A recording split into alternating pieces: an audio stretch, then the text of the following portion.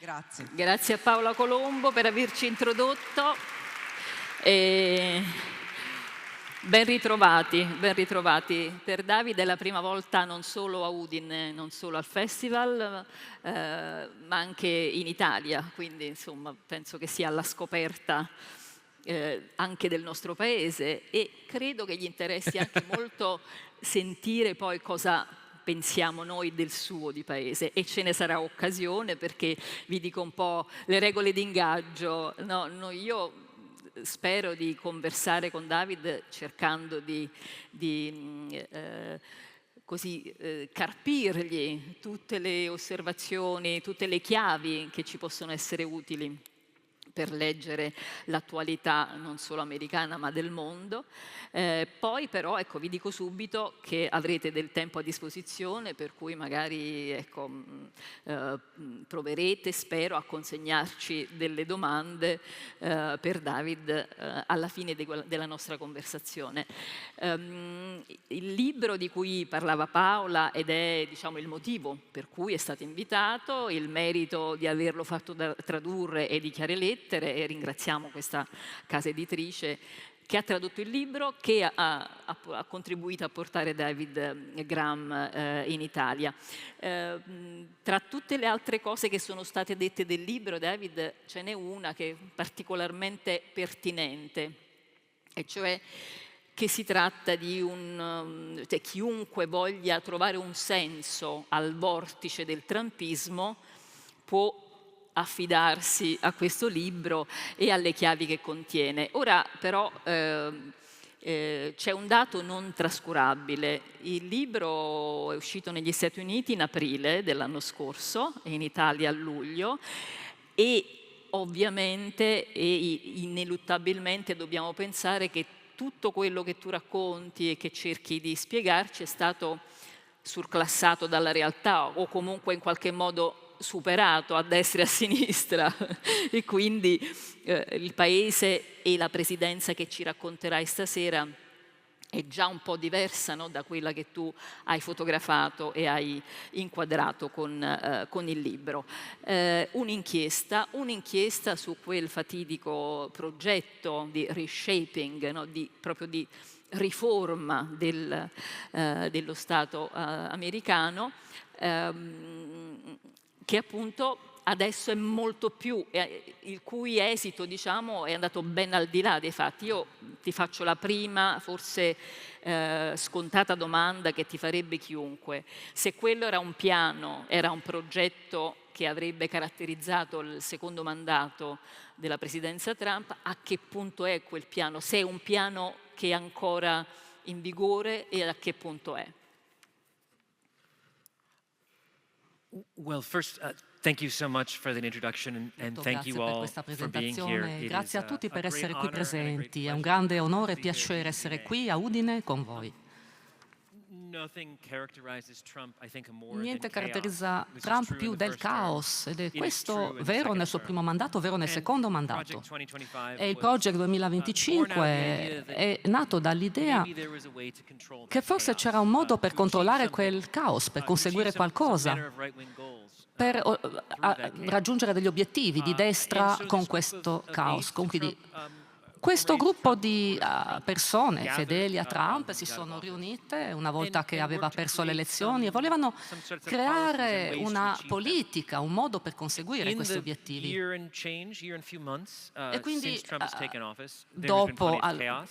c'era questo caos We see that every day, we con il experience that mandato every di day. Trump, lo I'm sure vediamo you tutti i here as much giorni. as we in the US. Sono sicuro che qui le notizie arrivano But come there have negli also Stati been a Uniti, series of very important, ma c'è stata anche changes una that serie have been di made in cambiamenti the American importanti che government. sono Even as stati this fatti nel chaos governo americano. Anche questo caos sta there are continuando. real serious changes Ci sono dei to the way cambiamenti the American notevoli government nel works, modo the in way cui it interacts funziona il with citizens, governo, nel the modo way in it cui si interacts, pone la relazione con i with the cittadini, world, rather. quello che succede appunto I nel think both of paese these in things generale. E exist, queste at the same time. cose esistono appunto nello stesso momento.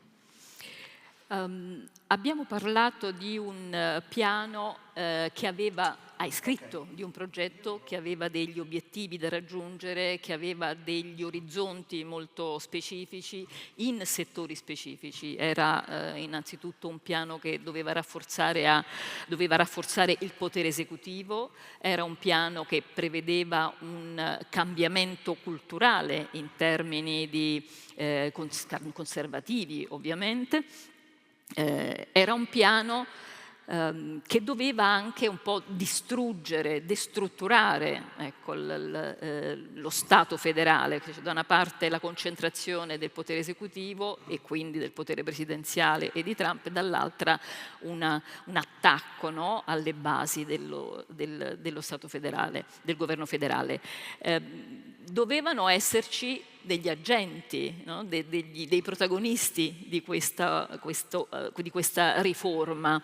E noi abbiamo visto un po' l'attuarsi di questo piano, abbiamo in mente, penso tutti noi, una primissima fase dirompente che aveva anche un protagonista centrale, aveva un nome e cognome, Elon Musk, e abbiamo tutti, penso, avuto modo di leggere quotidianamente le dimensioni di quel cambiamento, no, ha portato. Dopodiché abbiamo visto uscire di scena questo protagonista, il piano però è sempre in atto.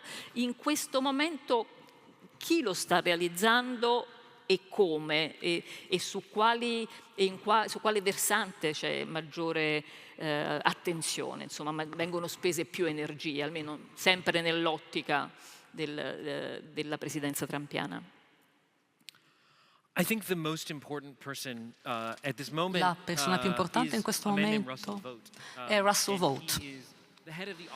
Questo signore gestisce l'Ufficio per la gestione del bilancio, è un'agenzia federale che ha un nome blando, un nome un po' noioso, diciamo, anche per le persone appunto che appartengono al governo federale. Ha sempre funzionato questo ufficio, ma Vought non è un burocrate molto abile che capisce molto i meccanismi del governo federale, è anche un ideologo serio.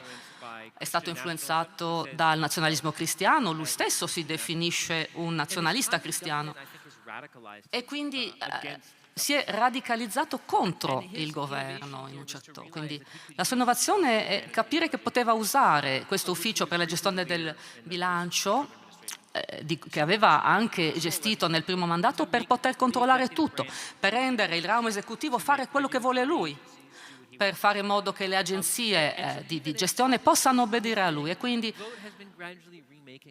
Vought ha quindi ridisegnato, come si dice, il governo federale, licenziando i funzionari pubblici, togliendo potere a segretari di dipartimenti e controllando in parte il flusso di denaro. Anche se il suo nome non è molto noto rispetto a Elon Musk, a J.D. Vance, a Steven Miller, è una figura fondamentale nell'amministrazione oggi. Dunque il progetto va avanti e c'è chi lo realizza. Forse non sono l'unica a voler sapere e a chiedersi qual è l'impatto di questo cambiamento, se c'è e come può essere misurato. È chiaro che noi conosciamo i numeri, conosciamo le cifre tolte a questo o a quel settore, questa o quell'altra agenzia che è stata chiusa dalla sera alla mattina, ma qual è l'impatto sui cittadini e, mi viene da dire, sull'elettorato a distanza di un anno e pochi mesi dall'inizio del mandato? Molti degli effetti non sono ancora percepiti con chiarezza. Ad esempio, ci sono degli ambiti in cui il progetto è stato attuato, uno degli obiettivi fondamentali è vietare l'aborto interamente, o ci sono ovviamente nell'amministrazione molti progressi che non sono stati svolti per la frustrazione di molti sostenitori conservatori. Quindi uno dei sostenitori della campagna anti-aborto è molto frustrato a causa di Trump. Quindi non tutte le cose vengono attuate. Laddove c'è maggiore incisività è il controllo delle agenzie, degli uffici federali. che ovviamente devono interagire direttamente con la gestione a livello sociale, quello che viene insegnato nelle scuole, come i bambini apprendono, come viene erogata l'assistenza sanitaria, la previdenza sociale, il tipo di canali televisivi, di programmi che guardano, tutte queste cose fondamentali di base. E la Commissione per le Comunicazioni Federali, un'altra di queste agenzie noiose del passato, un'agenzia che ha funzionato indipendentemente dal Presidente. Uno degli obiettivi, quindi, è proprio il Presidente di questa comunicazione che gestisce un'organizzazione di notizie, e un presentatore appunto di Late Night Show è stato licenziato a causa delle sue affermazioni, quindi vengono chiuse delle emittenti. Questo sta succedendo e siamo solo all'inizio. Se Trump riesce a controllare queste agenzie, ne vedremo ancora di questi risultati sull'impatto, su come la gente vive, e ci vorrà del tempo prima che la gente se ne renda conto. Quando sarà troppo tardi per invertire la tendenza. Sarà troppo tardi per invertire la tendenza.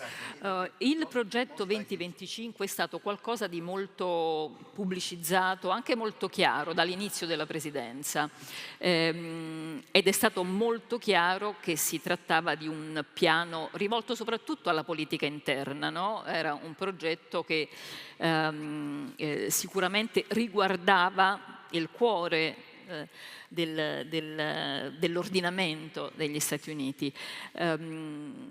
Quello che però noi abbiamo visto in realtà è che molta storia di questo mandato è quella che conosciamo di più, perché ne leggiamo i riflessi minuto per minuto. Molta storia si è svolta fuori dagli Stati Uniti, molta storia di questo mandato non è solo storia della politica interna, ma è una storia che sta riguardando l'intera comunità internazionale, l'intero assetto. C'era dal tuo punto di vista c'era una consapevolezza, c'era una prevedibilità rispetto a questo, una coerenza tra il piano, tra quello che c'era nel piano e quello che poi in realtà invece Trump ha realizzato settimana per settimana, ora per ora, a livello internazionale? Non era molto prevedibile, è una sorpresa comunque, anche per molti dei consulenti e sostenitori di Trump. Stiamo imparando quindi con questa guerra in Iran che le persone anche vicine al Presidente sono sorprese. Si tratti dell'annuncio di una tregua, dell'annuncio di un piano, del ritiro delle truppe da basi in Europa. Non lo dice ai suoi consulenti prima di annunciare. Le politiche vengono annunciate sui social media. Le persone dietro il Project 2025 sono le più frustrate, credo, a causa di questa politica estera di Trump. E diciamo, sono più vicini al tipo di approccio isolazionistico che abbiamo visto nel primo mandato. Non condividono l'ostilità di Trump verso gli alleati europei, ma non sono molto interessati in questo. Si preoccupano soprattutto di quello che succede all'interno degli Stati Uniti, si preoccupano di tenere gli immigrati fuori dal paese e altre cose, e sono preoccupati anche dalla Cina, sono molto preoccupati che la Cina sia una minaccia per gli Stati Uniti. E abbiamo visto ovviamente cose diverse, abbiamo visto minacce contro alleati, abbiamo visto i dazi, abbiamo visto operazioni condotte in Venezuela, minacce contro la Groenlandia e questa guerra in Iran. Quindi gli autori del Project 2025 stanno vedendo quello che hanno visto molte persone intorno a Trump anche in passato. Cioè, puoi dirigerlo per un po', puoi ottenere qualcosa per un po', ma alla fine fa quello che vuole. Va per la tangente, diciamo. E vorrei anche aggiungere che il Project 2025 riguarda l'aumento del potere del Presidente, che possa agire senza nessun controllo, senza il controllo del Congresso, senza alcun limite. Lo vediamo nel caso della guerra in Iran. Trump ha detto che può condurre questa guerra, non ha bisogno di alleati, del Congresso, non deve neanche prendere consigli dai suoi generali, può agire come vuole, in maniera autoritaria. E questo è un potere che il Project 2025 gli ha conferito.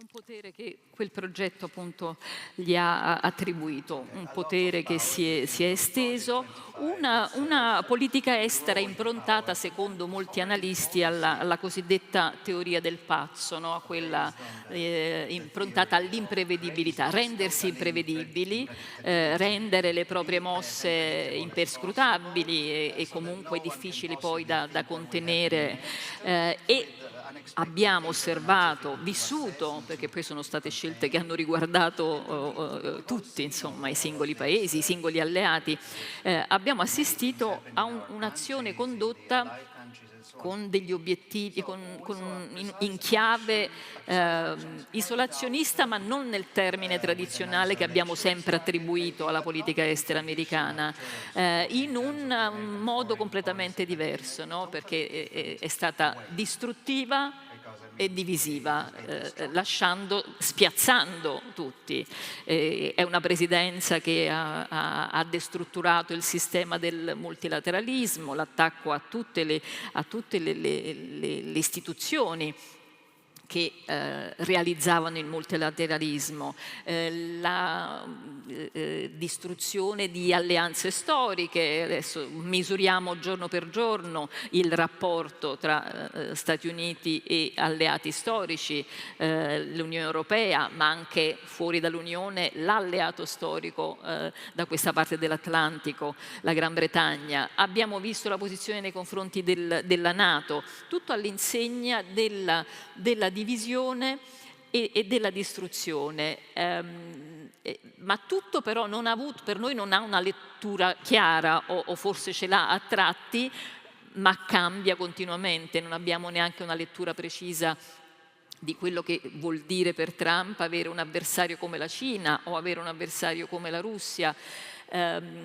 Questo è davvero inarginabile all'interno dell'amministrazione, perché appunto è una politica estera che viene fatta. Adesso, se dovessimo pensare a uno storiografo che tra qualche decennio dovrà scrivere, no, della storia americana, si troverà a studiare dei messaggi a caratteri maiuscoli su Truth o a studiare dei 20 secondi al microfono ai piedi della scala di un aereo. Quindi è tutto questo. Poi veniamo al linguaggio, che appunto è un altro tema che vorrei trattare. Non ci sono meccanismi. Noi avevamo conoscenza di un ordinamento con dei sistemi, no, di bilanciamento, di controllo, di equilibrio.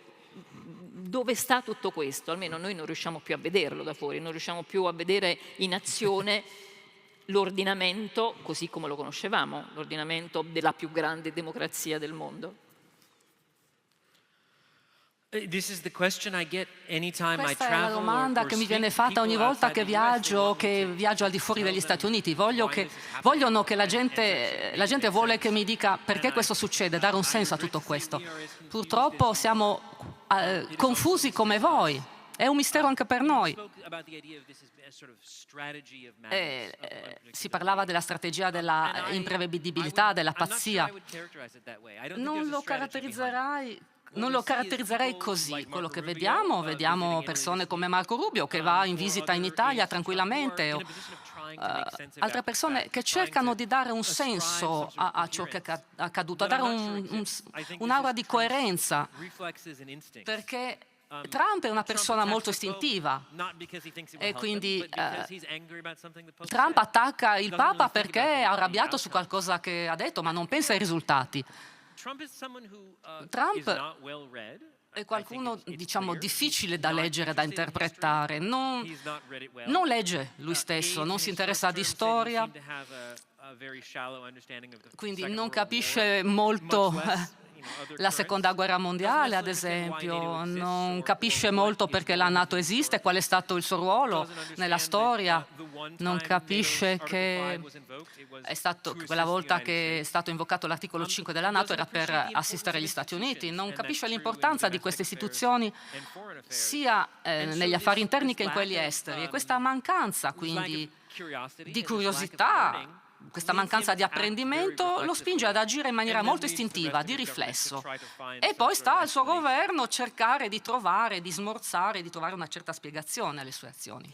A Trump è stata fatta una domanda, penso all'epoca della campagna elettorale, qualcuno gli ha fatto notare che forse non aveva il controllo della situazione e su tante cose, e soprattutto in politica estera, non aveva il dominio di certe questioni, e lui ha detto: che problema c'è, io posso imparare tutto in un paio di giorni. Ora, ammesso che fosse in grado di farlo, non ci sembra che l'abbia fatto in ogni caso, perché diciamo, l'impreparazione e l'incapacità di leggere, forse in realtà tanto complesse, ecco, non sembra che ci sia.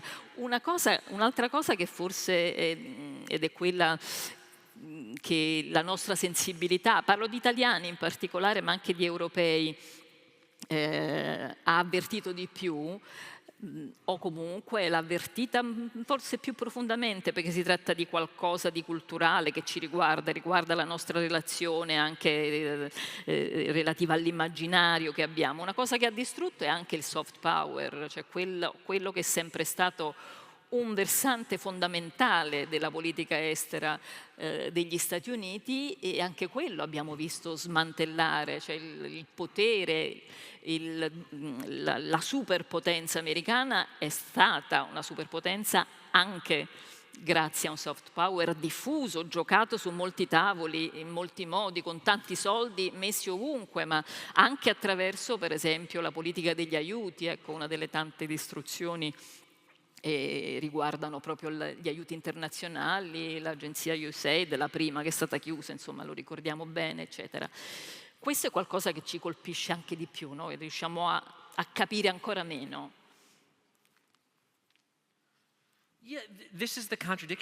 Sì, e questa è la contraddizione.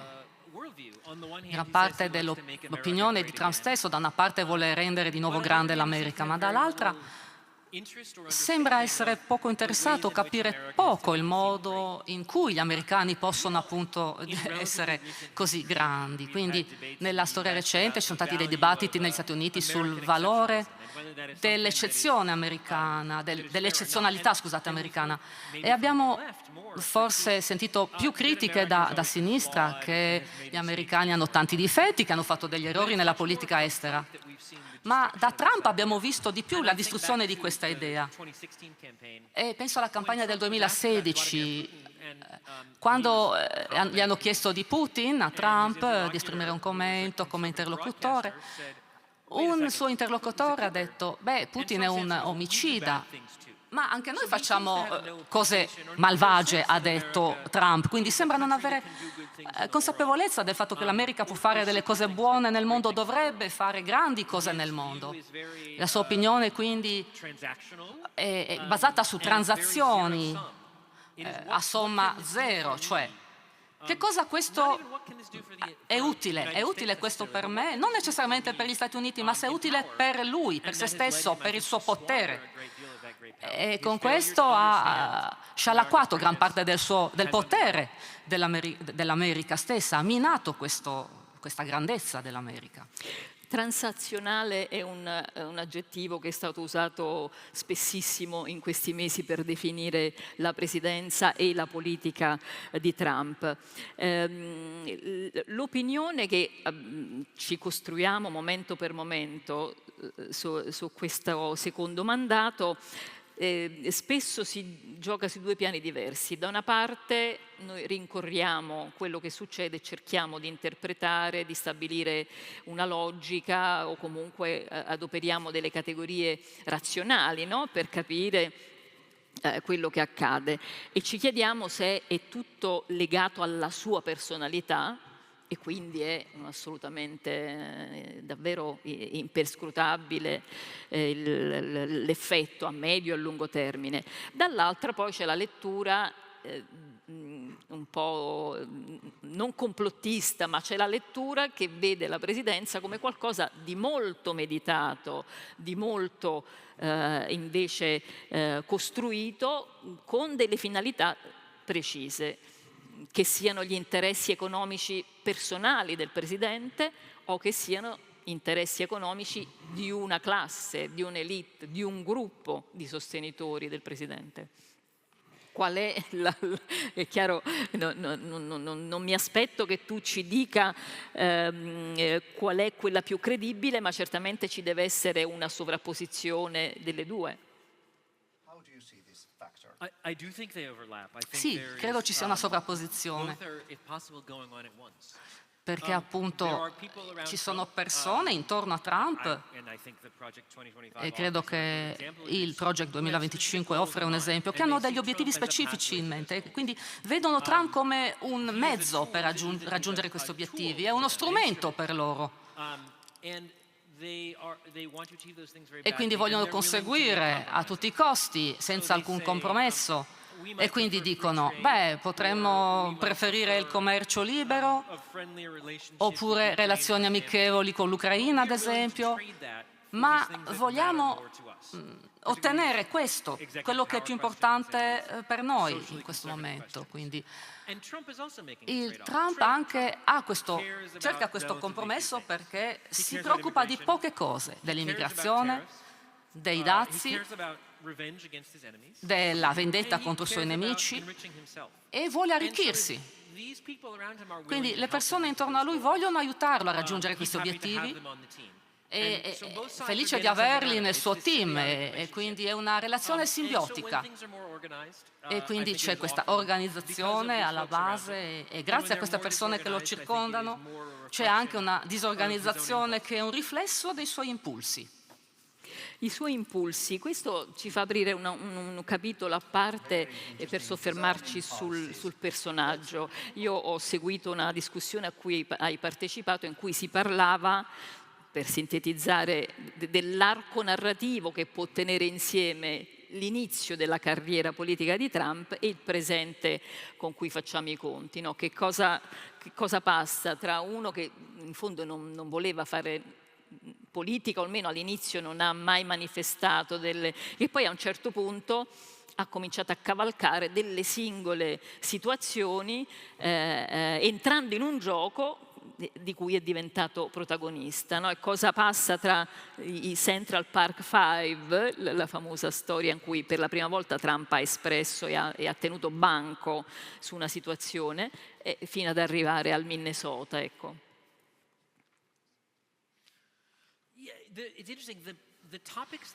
Beh, gli argomenti che Trump ha commentato all'inizio della sua carriera rimangono le cose che lui adora, quindi vuole presentarsi come una persona che combatte il crimine, che perseguita gli immigrati da decenni, che è interessato a Cuba,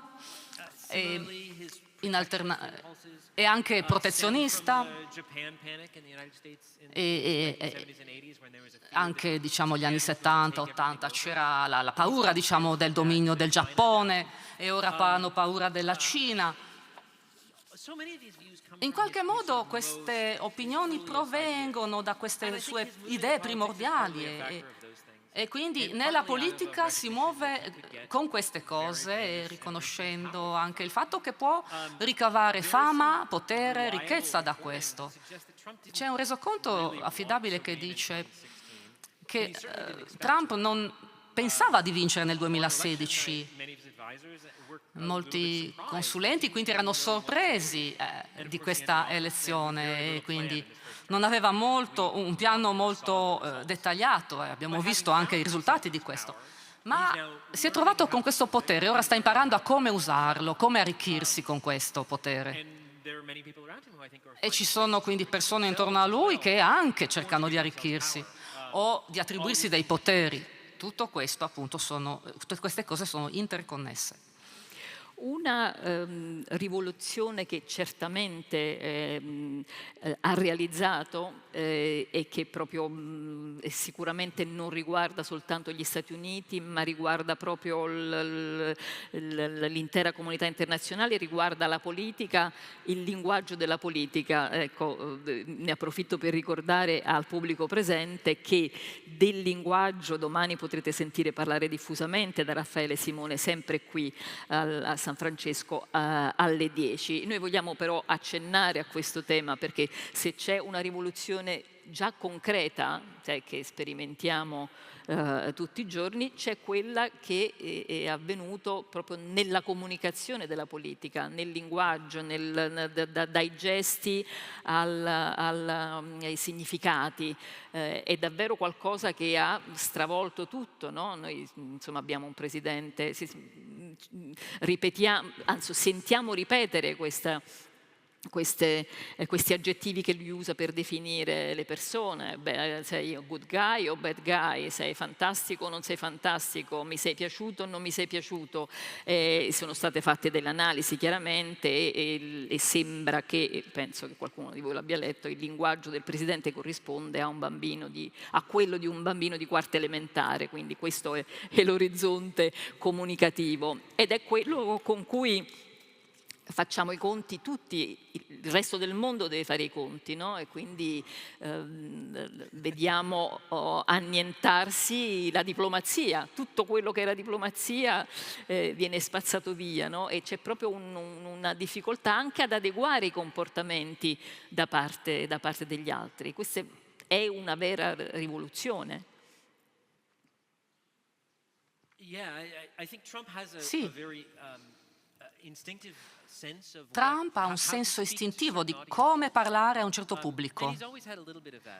È sempre stato capace di far questo. Se ascoltate delle interviste degli anni '80, molte di queste caratteristiche erano già presenti, ma parla in maniera più sciolta, con sfumature, parla con un vocabolario un po' più ampio, quindi capisce anche l'era dei social media in maniera viscerale. Sa come utilizzare le parole, parlare alle persone, ma una parte di questa abilità proviene anche dalla lingua del crimine organizzato. Boss, ad esempio, ci sono stati appunto dei processi alla mafia negli anni 80-90, quindi l'uso di questo linguaggio della criminalità organizzata in maniera così terra, uso del bianco o del nero, buono o cattivo. Questo funziona bene a livello in termini elettorali. Si può parlare così alla pancia del paese, in maniera molto semplice, a persone che sono annoiate dalla politica e si possono vincere le elezioni così, ma poi è difficile governare in questo modo. È difficile mantenere alleanze così, ad approvare delle leggi e sicuramente non funziona in una situazione complessa come quella che vediamo in Iran adesso. Quindi questo è il dilemma di Trump. Può vincere le elezioni ma non sa governare e quelli che sanno governare invece non sembrano capaci di vincere le elezioni. Allora, la parola elezioni mi fa andare a una non so se... Ecco, sì.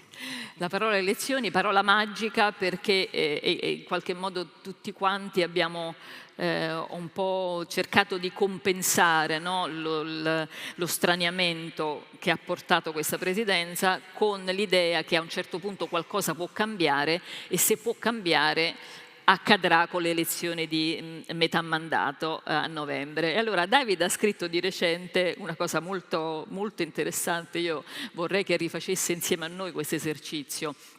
Peraltro apro una parentesi, prima di venire qua eravamo insieme a cena e abbiamo bevuto un bicchiere, io scherzando ho fatto un brindisi, dico vabbè allora al mondo dopo Trump oppure senza Trump, sicuramente un mondo dopo Trump, speriamo che ci sia. Allora, la parola elezione, tu ti sei esercitato a immaginare il voto di metà mandato e Davide comincia a dire in realtà sta già sovvertendo questo voto. Il piano eversivo, ancora una volta, riguardo al voto libero in una grande democrazia come gli Stati Uniti, e a proposito di piano, è già in atto. E lui dice, immaginate che ci troviamo insieme qui la sera del 3 novembre, alla vigilia del voto. Cosa accadrebbe nella tua ipotesi?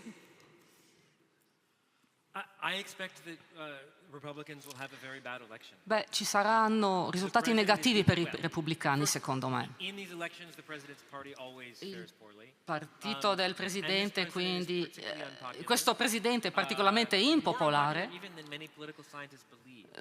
peggio di quello che gli scienziati politici pensano. 35-40%, questo livello così basso di sostegno forse peggiorerà ancora di più. Gli americani sicuramente amavano pagare la benzina a poco prezzo, ma la benzina costa molto in questo momento, quindi questo complicherà le cose nelle elezioni di metà mandato per i repubblicani. Anche Trump lo ha detto, prevede appunto risultati negativi per queste elezioni.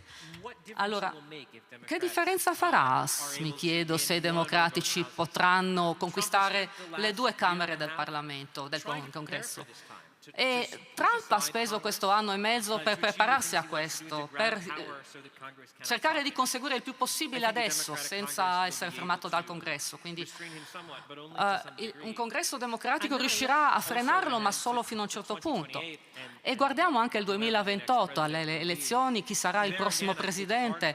È difficile ancora per me immaginare adesso che ci saranno dei risultati positivi per i repubblicani anche allora. Ma dobbiamo tornare un po' alla situazione precedente, che potrebbe essere 2015, 1999. E non si torna indietro però, non c'è un periodo post-Trump in realtà. Dovremo vivere con questa situazione per molto tempo, a prescindere da chi vincerà le prossime elezioni. Il danno fatto alle istituzioni all'interno, negli Stati Uniti stessi, nelle istituzioni governative e anche nelle alleanze internazionali, credo che ridisegneranno il mondo per decenni a venire. E forse possiamo ricostruire tutto questo, ma probabilmente lo faremo in maniera diversa. È difficile per me immaginare quale sarà il risultato finale. Difficile immaginare, però quello che hai immaginato tu era proprio il modo di gestire questo voto, il modo in cui Trump potrebbe stravolgere ancora una volta realtà, perché quello che hai immaginato è cosa accadrebbe nel diffondere le notizie, nel diffondere alcune notizie e non altre. E in pratica magari i democratici stanno vincendo, ma l'informazione che viene fatta e quella che viene veicolata dalla Casa Bianca è tutt'altra, e quindi questo anche con l'aiuto del sistema delle informazioni. E qui veniamo a un tema che ti tocca da vicino, perché il tuo lavoro per The Atlantic in particolare, io vi consiglio di leggere le pagine di questo storico, prestigioso periodico americano, che noi a Radio Tremondo durante la rassegna leggiamo. Approfitto per pubblicizzare la nostra rassegna stampa estera. Un lavoro, il tuo, sempre più complicato, no? Che è stato premiato con premi importanti. Noi siamo freschi di attribuzione dei premi Pulitzer e abbiamo assistito alla vicenda che ha riguardato una tua collega del Washington Post, Anna Nathanson, che ha vissuto una vicenda assolutamente emblematica, no? Una persona che ha ricevuto il premio Pulitzer per il lavoro svolto, per un'inchiesta svolta, che però aveva subito una repressione, se mi è consentito dire, in ogni caso un tentativo di censura con indagini a suo carico, le perquisizioni da parte dell'FBI. Peraltro lavorava proprio a un pezzo della realizzazione del famoso progetto. Rispetto a questo, ecco, qual è noi vediamo da fuori chiaramente e vediamo qual è la situazione, ma può essere interessante capire come la vivete voi dal di dentro, la situazione dell'informazione nella comunicazione, della libertà nel settore dell'informazione. Sì, il caso di Anna appunto è un caso ideale per cercare di analizzare questo, perché ci sono appunto delle persone che fanno un lavoro eccellente, che hanno contatti nell'amministrazione, che dicono loro cosa sta succedendo davvero dietro le quinte, che danno quindi informazioni importanti sulla realtà che gli elettori dovrebbero poter capire. Di conseguenza, quindi, il Dipartimento della Giustizia ha perquisito la casa, ha sequestrato i dispositivi tecnologici. Ci sono stati dei tentativi quindi di ottenere rivelazioni appunto per pilotare anche le informazioni. C'è sempre un problema al riguardo, ma vedere una aggressione di quel tipo, quindi una perquisizione, è inaudito veramente. E il Washington Post ha dovuto anche andare in tribunale per delle cause e hanno vinto queste cause. Non si può sequestrare l'informazione, l'informazione è libera. Quindi da una parte abbiamo un'amministrazione che vuole fare delle cose senza precedenti, che sono inaccettabili, dall'altra parte abbiamo i tribunali che ancora riescono a controllare in qualche modo la sua attività. Ma quanto potrà durare tutto questo? Per quanto i tribunali potranno essere supervisori? Per quanto potranno farlo ancora? Ci sono ancora minacce alla libertà della stampa negli Stati Uniti d'America. Più adesso rispetto al passato. Quindi ci sono delle minacce di ritirare licenze di trasmissione per emissioni. Un mio collega è stato chiamato in causa, gli hanno chiesto dei danni per aver rilasciato delle informazioni che riguardano l'FBI, che erano informazioni corrette comunque. Ci sono veramente grossi problemi al riguardo. È un momento veramente di grande ansia per i giornalisti e soprattutto per gli americani in generale, perché le informazioni che ricevono, se non sono basate sulla libera stampa, sono informazioni inaffidabili e pericolose. David, non possiamo non calarci nell'attualità di queste ore che riguarda in particolare il nostro Paese.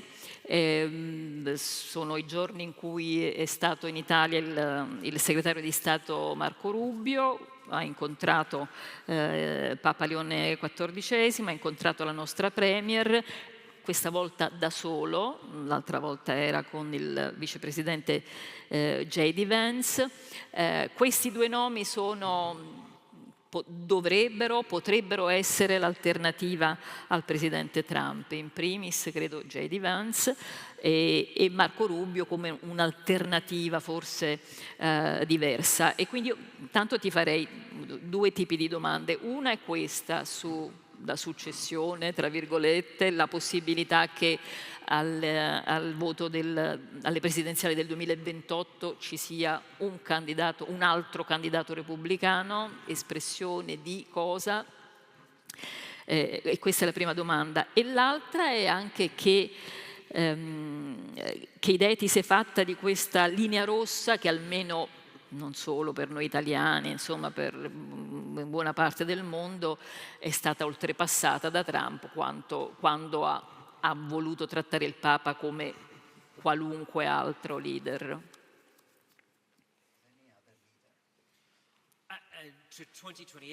Allora, per quanto riguarda il 2028, ancora la situazione è incerta. Quale sarà il messaggio? Si pensa negli Stati Uniti che Rubio sta guadagnando terreno rispetto a Vance, quindi Rubio sta cavalcando un po' l'onda. È un po' strano perché Rubio è un po' il volto di questa guerra dell'Iran che è un po' un fiasco. Ma quindi Vance in qualche modo si è opposto all'interno, ma tutti e due avranno a che fare con Trump e questa è la sfida dei repubblicani. Da una parte hanno bisogno di Trump, dei sostenitori appunto, dall'altra parte per vincere la maggioranza degli elettori devono distanziarsi da lui, quindi c'è una abilità politica in questo. Non so se Rubio o Vance hanno questa agilità, ma lo vedremo. Per quanto riguarda i commenti di Trump sul Papa, sono veramente sconcertato di questo. A un certo livello Trump ha difficoltà a considerare una persona che non sia guidata dall'arricchimento, dal potere, quindi sta cercando anche di dividere forse i fedeli credenti, e questo non riesco a concepirlo. Come dicevo, legge poco e quindi a volte appunto rifiuta, non capisce molto appunto anche il Vangelo, quindi quando critica il Papa attacca il Papa perché è stato criticato in qualche modo. E lo stesso con la Meloni. La Meloni era una sua grande amica finché era d'accordo con lui, ma nel momento in cui lo ha criticato per avere criticato il Papa, ecco allora che ha criticato anche la Meloni, Trump. E alla fine appunto è il suo modo di agire, sempre questo. Ancora l'attualità, non posso non chiederti cosa pensi proprio della contingenza attuale, della congiuntura che stiamo vivendo in questo momento, dell'impasse, insomma, almeno non possiamo chiamarla altrimenti, perché quale può essere un exit strategy dalla guerra in Iran? Non ci sembra che ci sia, né ci sembra che ci siano gli strumenti per forgiarla una via d'uscita da una situazione, da una crisi tanto complessa, da una guerra che peraltro molti gli imputano di fare per interposta persona, o comunque no, di farla per o con Israele, o soprattutto perché l'ha voluta Israele.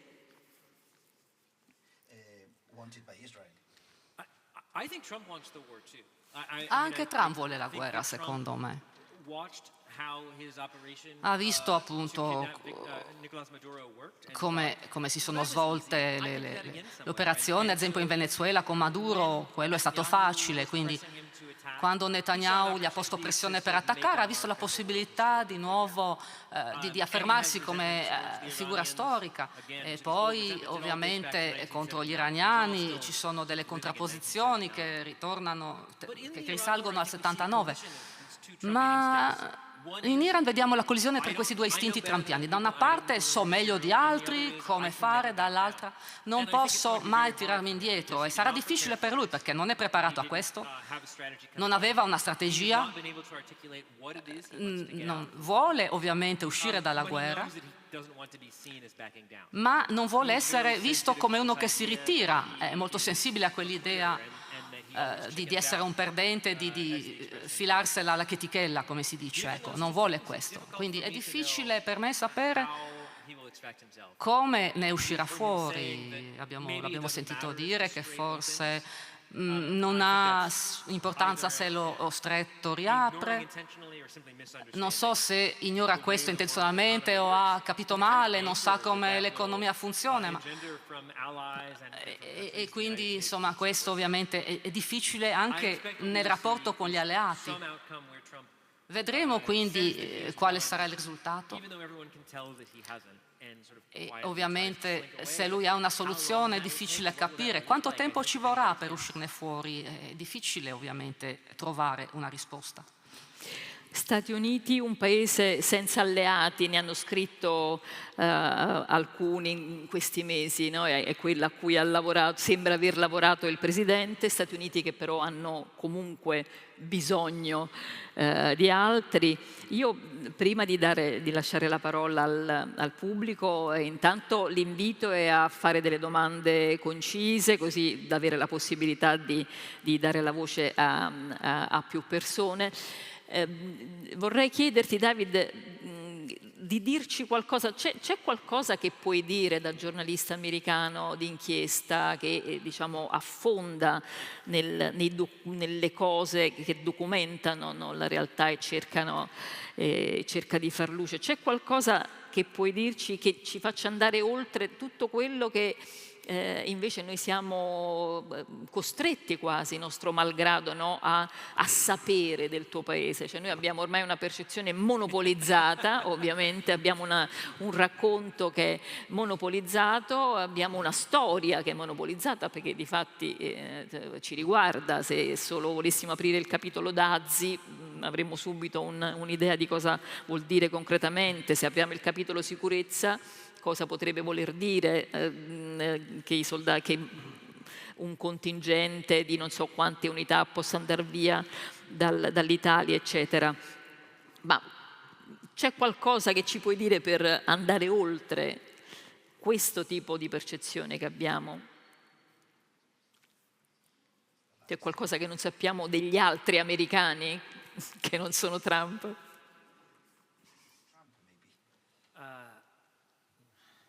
I don't know. I wish I had an easier answer. I think, vorrei avere una risposta facile da dare. Only on one occasion has Trump or the parties that he has led ever won a majority of the vote. Trump solo un'occasione ha vinto la maggioranza del voto, con voti di minoranza nel 2016 ha vinto, ha perso nel 2020 e nel 2022 anche il risultato non è stato brillante ovviamente. Nel 2024 con l'inflazione alta, con le frustrazioni profonde, anche sull'esito, diciamo, sull'ultimo periodo di Biden, in quel modo Trump è riuscito a vincere una maggioranza di voti e lo vediamo ovviamente, le premesse sono negative anche per il 2028 e quindi chi ha un sostegno così basso, diciamo, riesce a cambiare gli Stati Uniti in maniera così rapida è sconcertante. Ma Trump non è la maggior parte degli americani. La maggior parte degli americani non sostiene le cose che lui fa e se un paese può muoversi così rapidamente come abbiamo visto negli ultimi 2 o 10 anni, forse può ancora spostarsi, diciamo, in un'altra direzione e essere un paese di cittadini globali presto nel futuro prossimo. Spero così. Beh, lo consideriamo un augurio, un paese di cittadini globali nel futuro prossimo. Grazie a David Graham. Direi che se lo merita.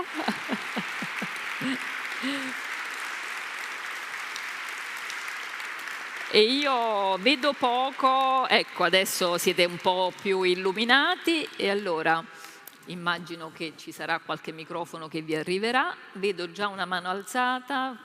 Many people outside of America believe that the attack on Iran was to divert against Epstein and all of that. Contro Epstein. Can you e tutto please questo. talk about what is Può now parlare called quindi di quello che viene definito ora the Epstein class? La classe Epstein. And your sense of how deep E it quanto runs profondo, within his diciamo, administration, e pervade la sua amministrazione. and whether any truth will ever come E out, se davvero la verità emergerà in qualche modo, prima o or poi, whether all of those other 3 million documents will e never be se seen. quegli altri 3 milioni di documenti non verranno mai visti. And we haven't even spoken Non about abbiamo how neanche parlato di come many people outside molte America persone al di fuori dell'America believe that Epstein may have well been working for another country. forse Epstein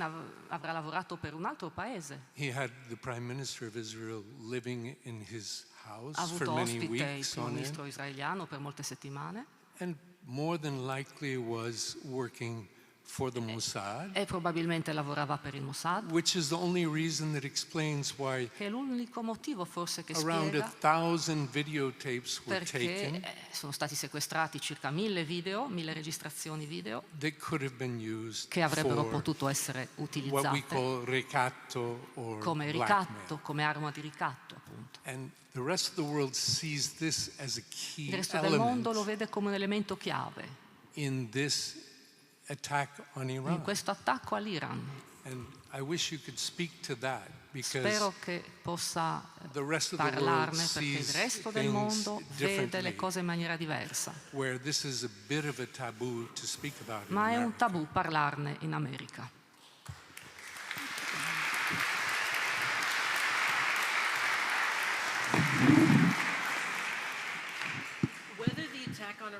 Beh, se l'attacco sull'Iran sia stato progettato come fonte di distrazione, non so se posso rispondere a questa domanda. Mi sono posto questa domanda da un decennio forse ormai. Questa capacità di distrarre da parte di Trump. La storia di Epstein a livello politico è stata negativa per lui. l'Iran sarebbe ancora peggio per lui a livello politico. E questo è spesso il caso, ma credo che anche con le rivelazioni parziali che abbiamo, quello che abbiamo visto è stato scioccante.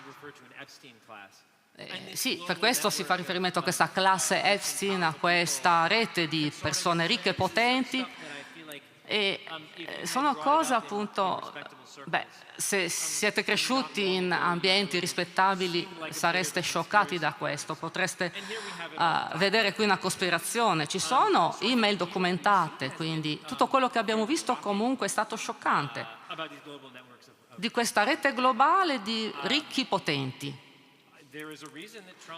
C'è un motivo per cui Trump ha voluto nascondere questi file, nascondere queste storie, di prendere le distanze da questa storia, e spero che potremo impararne di più, scoprirne di più, spero di poter avere un quadro chiaro di questi legami in futuro.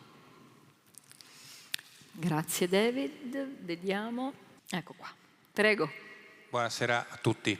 Io sono un avvocato, sono un uomo di diritto e mi domando, pur non conoscendo bene le istituzioni americane, come sia possibile, nonostante per quanto mi risulti non abbia fatto delle modifiche legislative o sostanziali, ordinamentali, il Presidente Trump, come sia possibile che si muova come sostanzialmente un dittatore, un sovrano assoluto, attraverso l'utilizzo anche degli ordini esecutivi di cui io non conoscevo l'esistenza e senza alcun controllo parlamentare e di altri organi di controllo.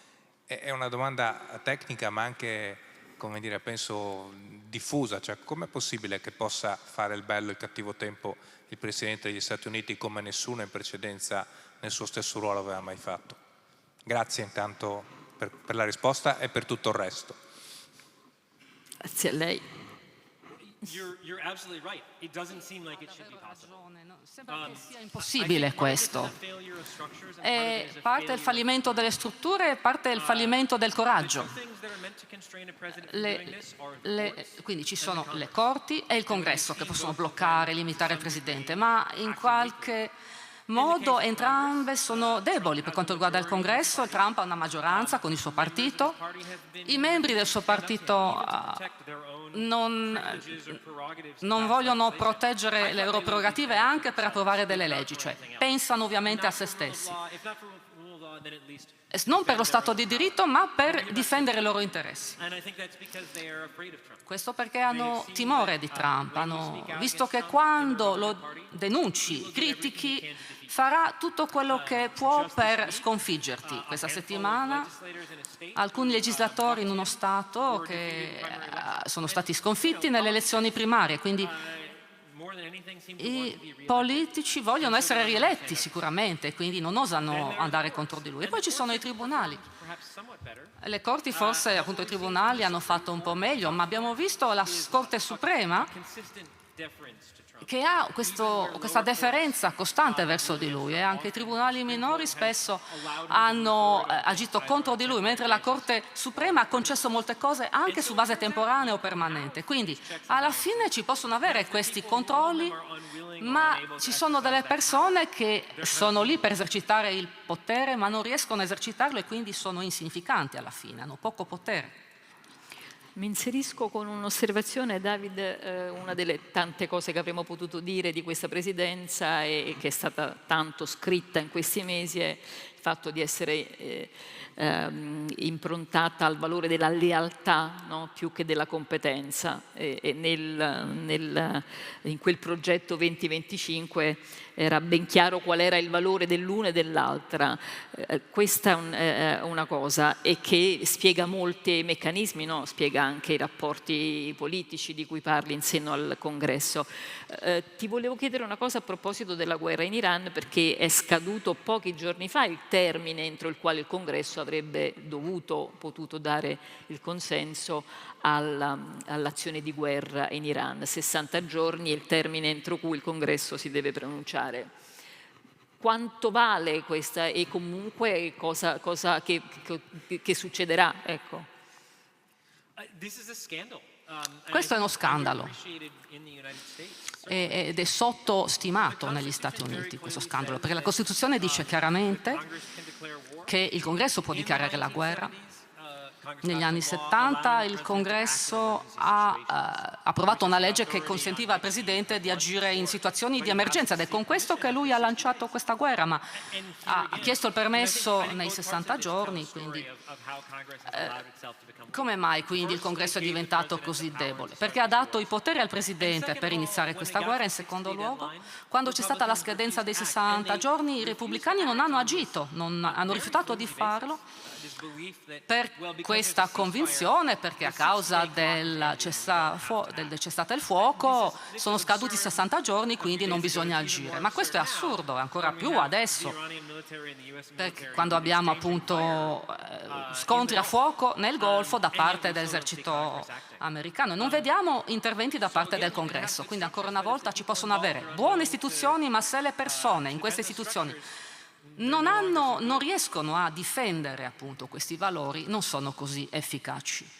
Grazie, buonasera intanto e complimenti anche per le cose che ci ha raccontato, ci ha spiegato. La mia è una domanda doppia su due tempi. Da una parte l'effetto sorpresa su cui voi entrambi avete insistito abbastanza, evidenziando un po' il comportamento così estemporaneo di Trump. Però probabilmente non è il primo presidente degli Stati Uniti che qualche sorpresa la fa. Forse la differenza è che ne fa tante continuamente. Penso per esempio a Nixon nel 71 quando annuncia la chiusura di quel legame fisso tra dollaro e oro che dal 1944 era il punto di riferimento un po' per, chiamiamolo, il sistema monetario mondiale. E da questa osservazione, intanto se ha un senso questa mia riflessione sulle sorprese e forse solo la differenza su quante sorprese in quanto tempo. E invece magari una seconda osservazione che forse è legata anche a un pregiudizio, forse da europeo, è quanto il trumpismo, facendo una comparazione su delle analisi del fascismo considerate da qualcuno come una malattia di un corpo sano, come un'eccezione, o da altri, per esempio Piero Gobetti, che la definiva l'autobiografia della nazione. Non è che Trump è l'autobiografia degli Stati Uniti che si manifesta esplicitamente e che prima invece in qualche maniera rimaneva così nascosta in un contesto che non permetteva di esprimersi in questo modo? Grazie.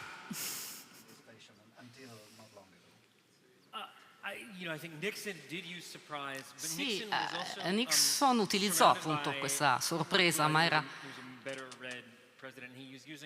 utilizzava quindi questo potere in maniera mirata. Per Trump è un riflesso più che una tattica. In molti modi quindi Trump appare come una classica figura americana, materialista, egocentrico. Cerco di capire come ce l'ha fatta Trump, come è riuscito appunto ad avere la presidenza 2 volte, mentre altri non ce l'hanno fatta. E una parte di questa ragione sta nel fatto forse l'ambiente dei media, il fatto che era una celebrità per 40 anni, era un uomo di successo prima di diventare presidente, molto abile nella comunicazione, nell'uso dei social, e ha indebolito le istituzioni della stampa e molte altre cose. Questo ha aiutato Trump.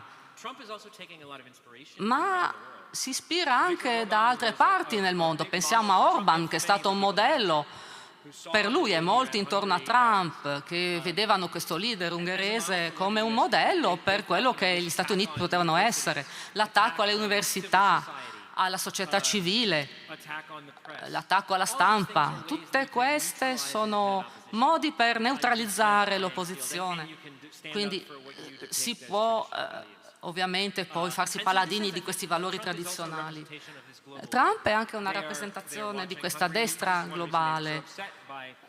Sono stati sconvolti ovviamente dalla sconfitta di Orban ed è per questo per cui Vance era andato alla campagna elettorale. Sono attenti all'AfD in Germania, a Bardella in Francia, a Bolsonaro in Brasile, cercano di imparare da tutto ciò. È una destra globale che sta avanzando, stanno imparando gli uni dagli altri, stanno cercando di diffondere questa ideologia in tutto il mondo.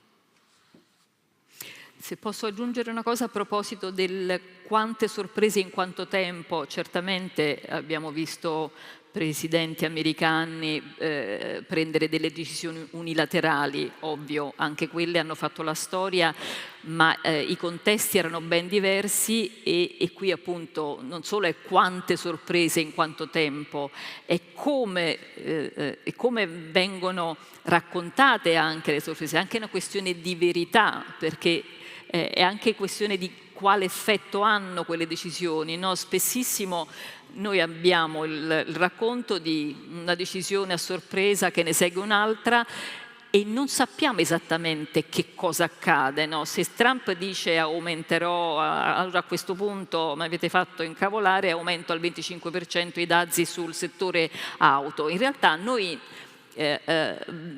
mettiamo questa decisione improvvisa insieme a tutte le altre, ma non sappiamo cosa accade realmente.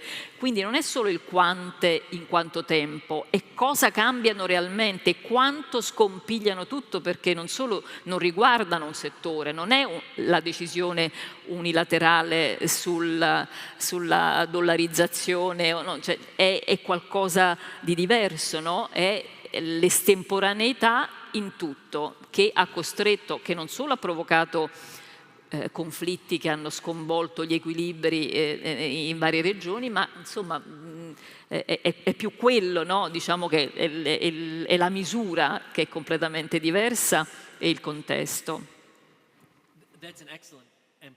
Sì, è un commento eccellente e pensiamo al gold standard, al sistema monetario appunto con il valore legato all'oro.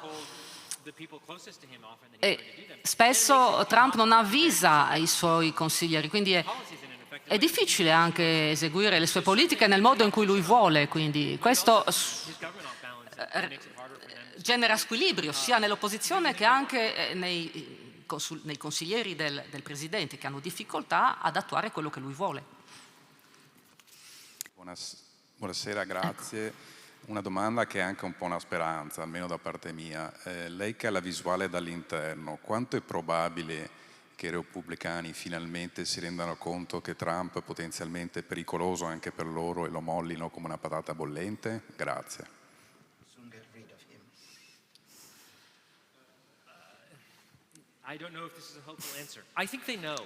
Credo che lo sappiano. Vedono i danni che sono stati fatti e cercano di smarcarsi in qualche modo.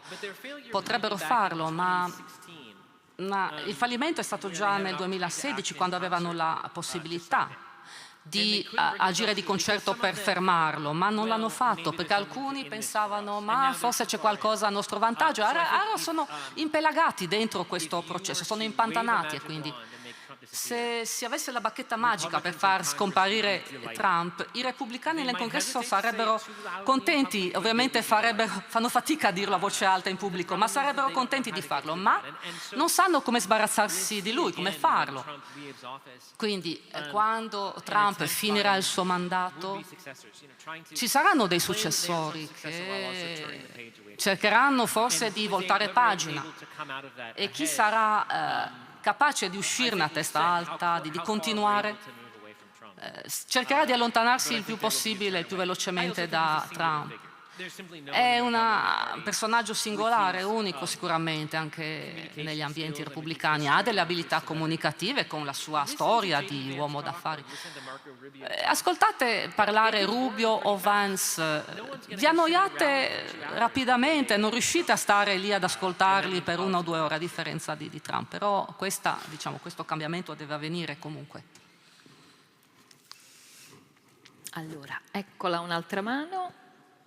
Abbiamo ancora un po' di tempo e io appunto lascerei che ne approfittaste.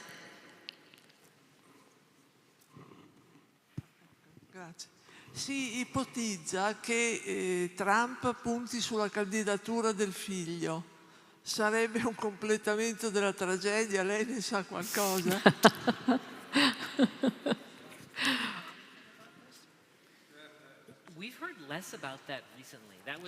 Beh, di recente sì, se n'era parlato 2 anni fa, adesso se ne parla meno, credo.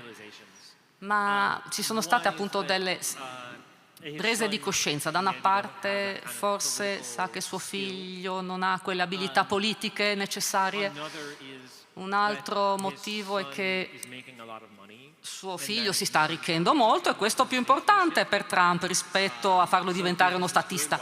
Quindi gli affari vanno bene, perché cambiare direzione? E il terzo motivo è rendersi conto forse che après moi le déluge, dopo di me nessun altro.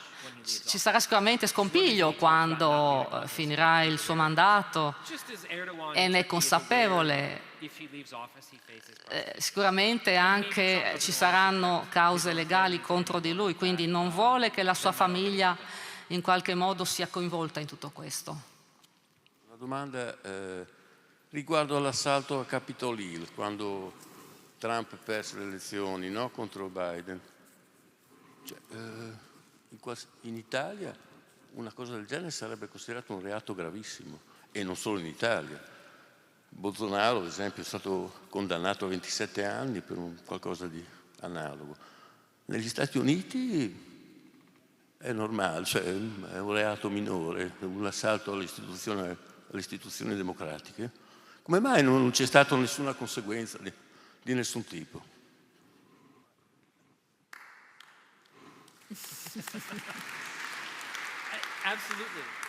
È proprio così, ha ragione. È interessante. Ho parlato della vigliaccheria appunto dei membri del Congresso, repubblicani del Congresso. Questo è un altro esempio. Nei giorni successivi al 6 gennaio 2021 c'era l'idea che quello che Trump aveva fatto fosse completamente inaccettabile, da punire, e che doveva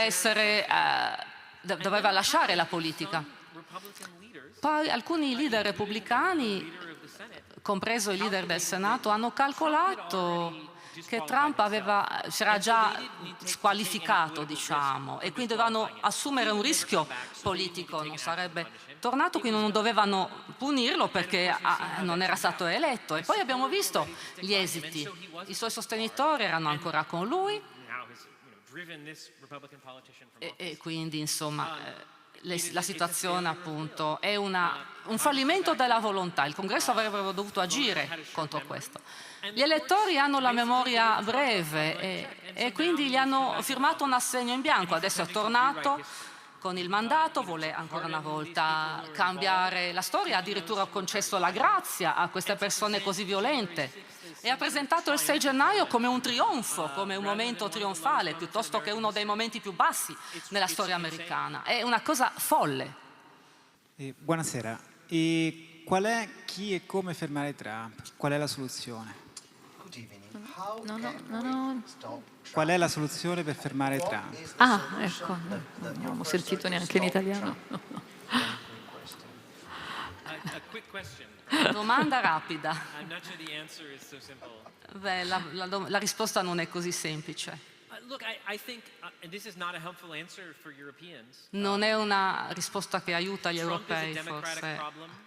Trump è un problema di democrazia, di chi è stato eletto dagli elettori americani. Le istituzioni americane si sono dimostrate incapaci di rispondere in quel momento. L'unica soluzione che riesco a vedere è che gli elettori votino qualcun altro. E poi ci vorrà del tempo sicuramente. Ci saranno appunto, è una situazione sicuramente preoccupante e non vedo nessuna risposta oltre a questa che posso dare. Io ringrazio David Graham, lo faccio a nome di tutti voi, non vedo più mani, però penso che...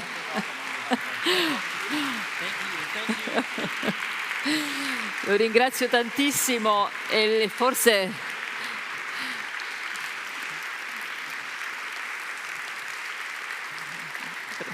Prego. Forse negli Stati Uniti non è facile individuare chi potrà fermarlo. Fuori dagli Stati Uniti, chissà, qualcuno, adesso è solo una boutade, però Trump è atteso alla fine di maggio in Cina, un viaggio rimandato, un confronto con un attore, quello sì che agisce con un metodo completamente diverso, tutt'altro che estemporaneo, con una visione di lunghissimo termine. C'è stata una copertina dell'Economist molto bella ultimamente, e quando Trump ha iniziato la guerra in Iran e si è capito che dall'inizio che non ne sarebbe uscito facilmente, e c'era scritto, c'era la foto di Xi Jinping e c'era scritto mai disturbare un nemico mentre sta facendo un errore, e quindi Xi Jinping lo aspetta in Cina e forse qualcuno appunto fuori dagli Stati Uniti potrà fare qualcosa. Adesso è una provocazione come un'altra, però ecco, vi lasciamo così. Io ringrazio davvero ancora tantissimo David Graham e il suo libro Progetto 2025, in Italia è edito da Chiare Lettere, una lettura, torniamo all'affermazione da cui eravamo partiti, un modo per cercare di dare un senso al vortice trampiano. Grazie ancora David Graham.